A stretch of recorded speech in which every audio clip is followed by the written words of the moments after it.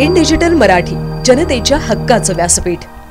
बदलापूर पश्चिम येथील वालिवली परिसरात अंमली पदार्थांच्या मोठ्या वाहतुकीवर उल्हासनगर क्राईम ब्रँचच्या पोलिसांनी धडक कारवाई करत 2 संशयितांना गाडीसह ताब्यात घेतले आहे।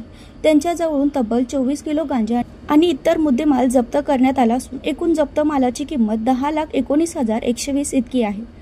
पथकातील अधिकारी अंमलदार गस्त घालत असताना हवालदार राजेंद्र थोरवे यांना गुप्त बातमीदारामार्फत माहिती मिळाली की वालिवली गाव परिसरात TVS ज्युपिटर दुचाकी 2 इसम गांजा घेऊन येणार आहेत। मिळालेल्या माहितीनुसार पथकाने तत्काळ सापळा रचून कपिश नवले आणि एकनाथ नाईक या दोन्ही आरोपींना दुचाकीसह ताब्यात घेतले। त्यांची झडती घेण्यात आली असता त्यांच्याकडून 24 किलो गांजा, एक दुचाकी, मुद्देमाल जप्त, मोबाईल असा एकूण 10 लाखाचा मुद्देमाल हस्तगत करण्यात आला आहे।